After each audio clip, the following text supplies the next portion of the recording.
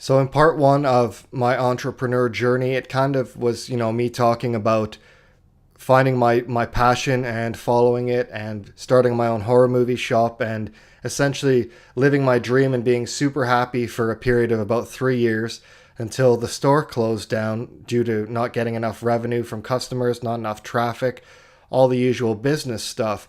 So now we're in part two here. After the store closed down, I essentially had to pay off $60,000 in debt on credit cards and lines of credit. So I had to get back to work. I had to get a job ASAP to pay this stuff down. I think I was unemployed for about 2 months or a month or two after I shut down the shop, and I was getting hounded daily by creditors. I had banks calling me, collection agencies calling me. It was just nonstop. And I mean, I didn't have any money. I had $60,000 in debt and I had no revenue coming in. And I would tell all these bill collectors, like, you can't get blood from a stone. I don't have anything to give you. As soon as I get back to work and start making money again, I'll pay this stuff down. And so many people told me, you should just file for bankruptcy. You should just, walk away from it. You don't have to pay this $60,000 in debt.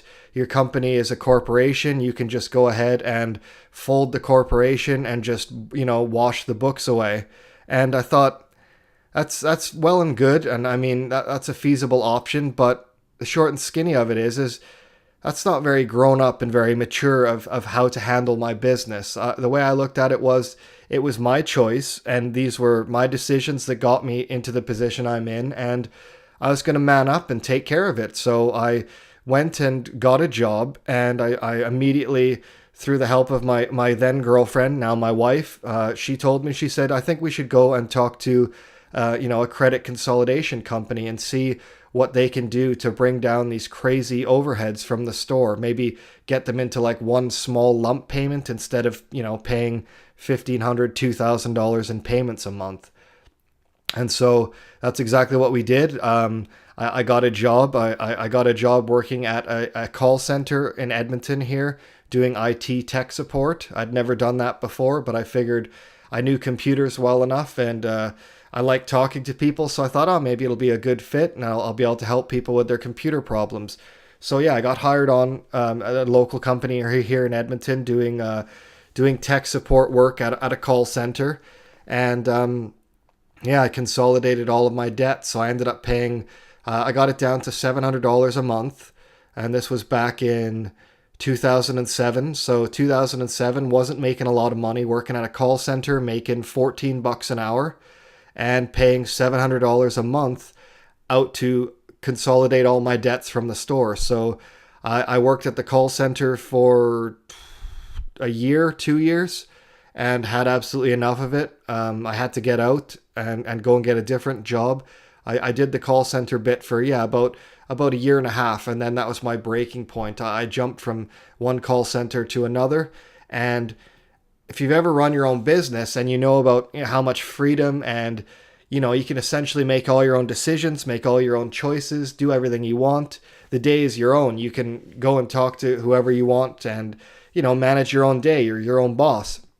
So contrast that with going to work in a call center where every second of your day is absolutely micromanaged. And I mean, I couldn't even go to the bathroom without calling ahead and letting them know where I was because, I was off the phones for 2 minutes. And for some people, that works great. Some people really need that regimented, strict curriculum to stay on task. And for me, it was a prison sentence. I can't work in that type of environment. I absolutely am the type of person that cannot be micromanaged. If you micromanage me, I will essentially shut down and rebel and stop doing what I'm supposed to be doing because I can't handle being micromanaged. It absolutely aggravates me and infuriates me to the point where I just completely rebel against it. So I had to get out of that call center. It was essentially like working in a prison for me. It was going from the freedom of being my own boss and running my own business and being so happy to be thrown into this regimented system. I hated it. It was hell on earth. So I quit my call center jobs and I made friends with a local businessman here in town. I'd met him through a job interview that I'd went to previously before I'd opened the store.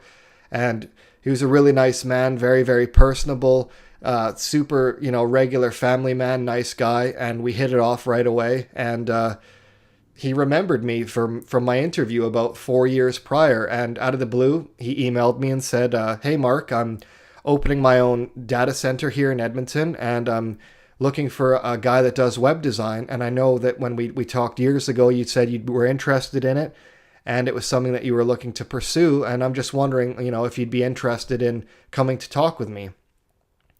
My initial thought was, oh man, I don't know. I'm working for a pretty big company right now. I'm working for a huge corporation, and I just got moved off the phones, so I don't have to deal with the typical call center BS anymore. But this is an opportunity to do something that I love, and work for a guy that is a really good guy and that I have a good connection with. So I thought, oh, to hell with it. I'm going to go and just risk it and take the leap. So I quit my job at the call center and I went and worked for this gentleman and spearheaded his web design department. So I worked for him for almost 10 years and ran the web design department myself. I did all the project setups. I did the training.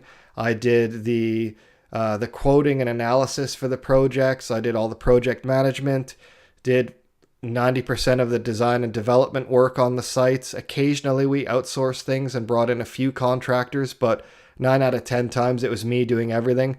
And so spending almost 10 years at a company, working for a guy that I really got along with, and he was a really cool, fair boss, super laid back company, I was essentially allowed to make my own day and do what I wanted.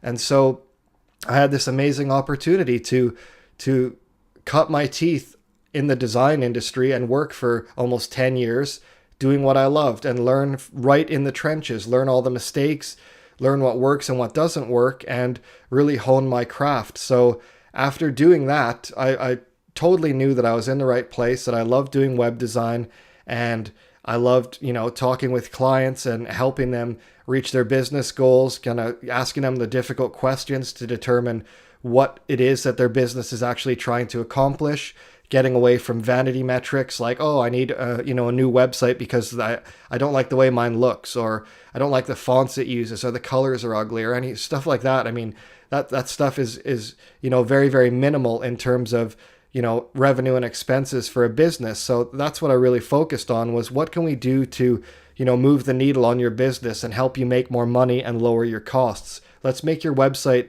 the best employee that you've ever had, that's bringing you traffic and bringing that traffic in and converting them into leads. And then, we'll follow up with those leads and convert them into customers and build a relationship for your business off your website. That's much, much more important than having a website that just looks good, or is, as I call them, an online business card, which is a static website that essentially has company contact info and that's it. It's a very, very passive employee in the company, and it doesn't do anything for your bottom line. So yeah, kind of went off on a rant there a bit, but that's the short and skinny of it. Is I got to do what I loved for the past 10 years, working for an awesome guy. But at the end of the day, it's still not my own gig, man. It's still not me running my own business and doing what I love. I'm still not responsible for the books at the end of the day.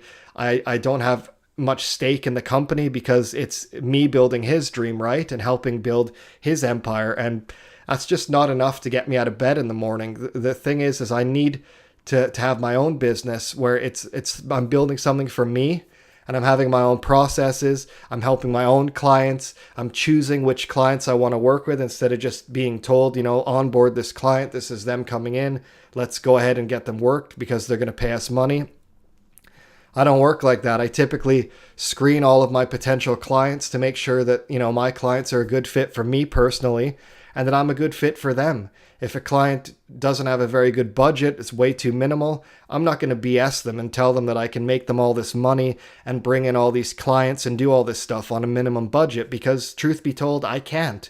It costs a lot of money and a lot of time to build out all these systems in place to actually start making a business, generate revenue and make them profitable. So I do things a bit differently, and I pick and choose the clients that I want to work with, because I essentially like to go balls to the wall, full out, 100%, working for my clients and doing everything I can for them. I don't just want to be the guy that makes a few changes on their website and updates the text and the content and things like that. That's not enough for me. It's not enough for the client. So let's not do, the typical, I'll pay you 2 hours for 2 hours work. That's no good. So I'm usually more of a consultant type role where you hire me on a retainer and I will work through your business and help you make real changes and do strategy calls with you and have meetings with you and give you my full attention instead of just wasting your money for, a few changes on your website. So that's essentially how I've built my business and gone from taking one dream and a passion and following it, learning from those mistakes, doing a job that I absolutely hated along the way just to grind it through and cover those bills, and then taking that position from that job and doing the grind and moving it into something that I love doing. And that's essentially the message of this, is that throughout your entrepreneur journey, throughout your journey of finding what your passion is, there's going to be a lot of hills and valleys, a lot of ups and downs. You have to work through that shit. You have to determine what it is that you love. And a lot of the time, you're not going to get it right on your first try. You're going to choose the wrong thing. But, the whole message here is if you choose the wrong thing, you can always work and build something up on the side. Like when you get home from work, start working on whatever your passion and whatever your dream is. If you love to play video games, start a YouTube channel, start filming video games, invest in some video capture software, start streaming on Twitch and all different sorts of, video game streaming channels, start streaming on the PlayStation Network, start reaching out to blogs and people on different websites and saying, hey, can I write a review for you? Here's a bunch of content I've got up on my website. Here's a bunch of content I've got up on my YouTube channel. Let me show you how passionate I am about video games and how much I love this industry and I want to get into it. You have to make your own opportunities and you have to put yourself out there to get these opportunities. And so who cares if you don't have any money and you're not a big famous celebrity and, you're not Gary Vaynerchuk walking around on stage and talking to hundreds of thousands of people, putting out Facebook and Instagram videos every day. The fact of the matter is Gary Vaynerchuk is Gary Vaynerchuk because he built that stuff up slowly and surely. Like, he used to be a nobody just working in his dad's wine business for however many years he did it. He wasn't interested about blogging and getting on Instagram and doing all this stuff. I mean, none of that shit existed back then, but he wasn't working towards that. That wasn't even on his radar. He was working in his business and doing something that he loved, helping the family business, growing it, getting customers. Only then, now that he's got a solid backbone, he can take all that experience and those mistakes and things he learned from running that business and apply it to his own company and build the company up the way he wants and the way he sees fit. And now he's doing what he loves. He's going around the world talking to people, motivating them, giving them little tidbits of information, selling them on stuff. And that's essentially all you need to do. You need to find your passion and start doing it. Just start working on it. Start putting out videos. Start building your website. Start connecting with friends and your family members and telling them like, hey, I'm doing this blog. I just started video games. Like, for me, I don't care if 120, 130, 150 people on my friends list like video games. You're getting an invite to my Facebook page because I want as many eyes on that page as possible. If you don't like it, you don't have to accept the invite, but I'm going to invite you anyway. And that's kind of the whole message, is don't be afraid to put yourself out there and just go for it. Really, I mean, it's going to get a bit preachy here, but when I ran the store, I was alive, man. I was so pumped up with energy. I was so happy and I was so confident in myself and my abilities. I could talk to anybody.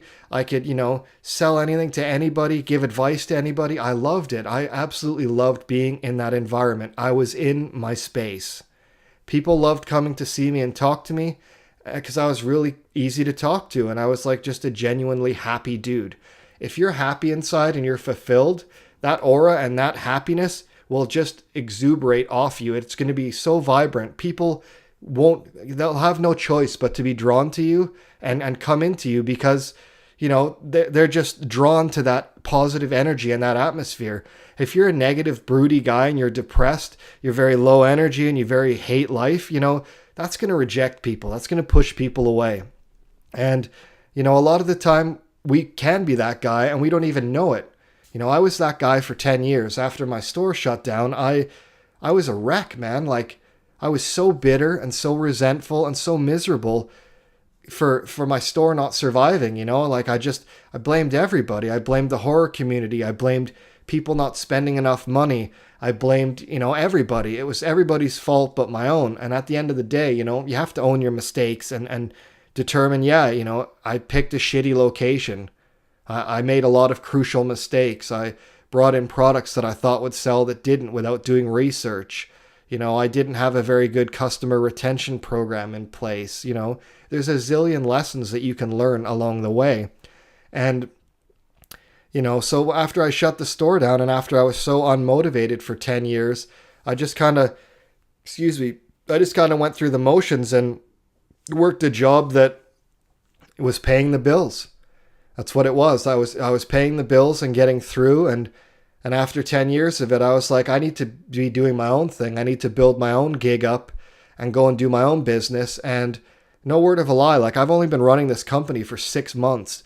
I started it in January and we're almost in July here, so almost 6 months complete. And my friends and family and people that have known me for a long, long time, like pre-store days, have reached out to me and said, like, what's up with you, man? Have you found God? And I mean, as people know, I'm not religious. I'm not a religious guy at all.